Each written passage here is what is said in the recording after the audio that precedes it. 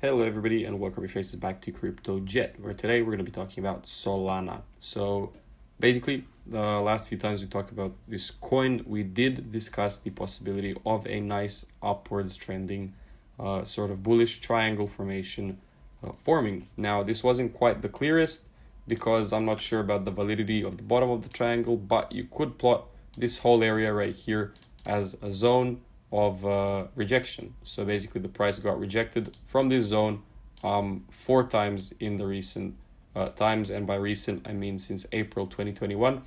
Price was still kind of in the downtrend, but we broke out with a very nice bullish candle ready for more upward movement.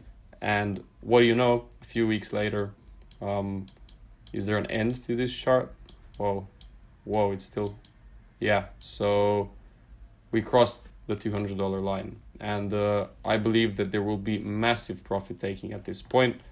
We're not just going to keep going up. There's a strong resistance level forming, and even though a few days ago, so this day right here, you can see that the price is still bullish, even though there was a huge rejection, right? Because of the bad news, because of the not bad news, but sentiment in the market was a bit fiery. So you have two things that can happen in the market. Traders can be greedy or traders can be fearful. What happened when the El Salvador news came out? Well, basically traders became fearful and dumped a lot of their positions.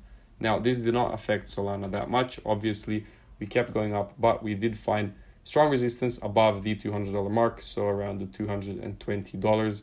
And I would recommend probably getting out at some point right around here, because as we can see, we have a RSI divergence forming, first of all. Second of all, we have a huge candle on the daily time frame that is pointing towards the downside with a nice rejection wick on top.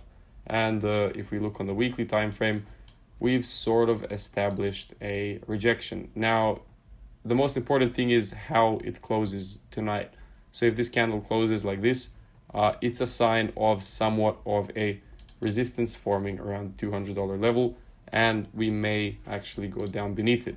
But on the other hand, we could just continue going upwards. So I would never take short positions on a project such as this one because it's a good one. But on the other hand, I would wait for a better price to enter at, which could be around the $80 mark, around the $100 mark, because I do expect a move like this to have a much greater rejection. Taking the fib levels, for example, we could expect easily a rejection back into the $100 mark before we continue going towards the upside. So that's about it for today's video. I hope you all enjoy it, and I will see you all in the next one. Adios.